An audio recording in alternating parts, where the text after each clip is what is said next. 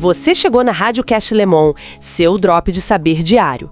Já parou para pensar se os maiores segredos da humanidade estão aí, na nossa cara? E se um caso como Roswell, que definiu essa era de segredos, fosse só o começo? E se ele tivesse ligado a outro incidente igualmente bizarro anos depois? Hoje a gente vai mergulhar fundo em Roswell, 1947, e no incidente de Lone Zamora, 1964. Os dois lá no Novo México. E olha, segundo as nossas pesquisas, pode ter uma ligação aí surpreendente e até meio perturbadora. Vamos começar por Roswell, né? Julho de 47. Um rancheiro, o Mac Brazel, acha uns destroços bem estranhos. A base aérea de Roswell até solta uma nota falando que capturou um disco voador. Imagina o alvoroço. Pois é, mas aí, em menos de 24 horas, a história muda completamente. A Força Aérea vem e diz: não, gente, calma, era só um balão meteorológico. E ainda divulgam aquelas fotos famosas, né? Com o Major Jesse Marcel segurando uns destroços que, que ele mesmo disse depois que não eram os verdadeiros, né? Isso que é bizarro. Exatamente. Essa reviravolta é que começa a levantar a suspeita. O próprio Major Marcel, lá para 1978, 79, veio a público. Ele falou na lata. A história do balão foi farsa, foi um encobrimento, e ele descreveu o material original. Nossa, era algo de outro mundo, segundo ele. Leve, fino que nem papel alumínio, mas indestrutível, né? Não amassava, não riscava, voltava para a forma original. Isso, e tinha uns símbolos, tipo os hieróglifos, que ninguém entendia. Outros militares confirmaram essa história toda. Parece que nem os físicos da época conseguiram identificar do que era feito aquilo. E tem mais, né? Aquela história mais sombria, sobre corpos. Assim, essa parte é delicada. São relatos mais indiretos, sabe? Tipo, uma amiga de uma enfermeira que trabalhava com um agente funerário local, o Glenn Dennis. A descrição é de seres pequenos, magros, cabeçudos, olhos grandes, 4 dedos, e que um deles estaria intacto.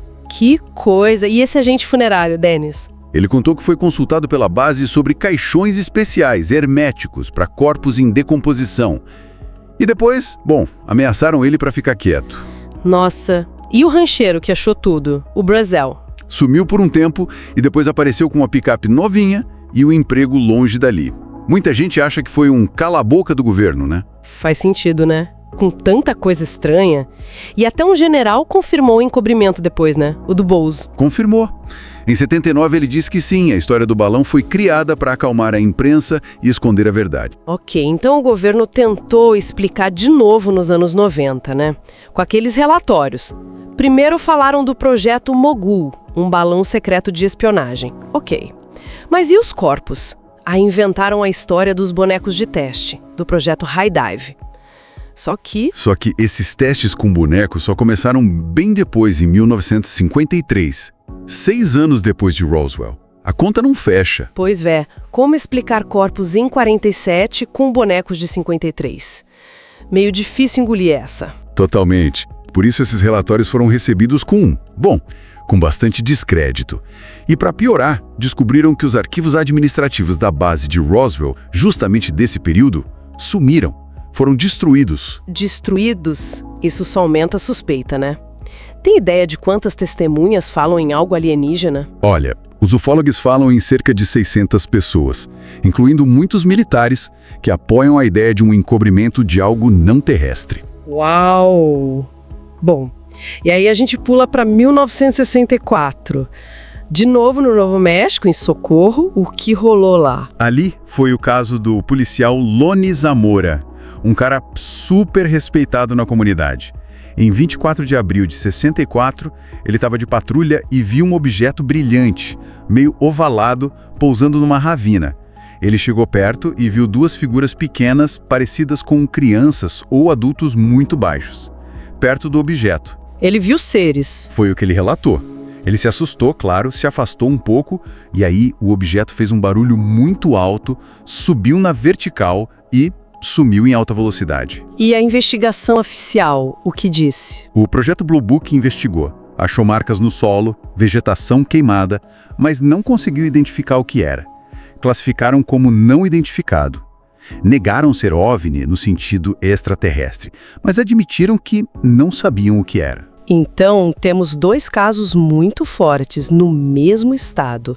E onde entra a tal conexão chocante? A conexão vem de uns documentos bem controversos, sabe? Que apareceram na internet, em lugares como o Reddit, supostamente ligados a projetos secretos chamados Aquarius e Sigma. Documentos vazados. Isso sempre soa meio complicado, né? A gente sabe se são reais. Exato. Essa é a grande questão. A autenticidade é super duvidosa, mas o conteúdo deles é que é explosivo. Eles basicamente diriam que sim, Roswell aconteceu como os ufólogos dizem.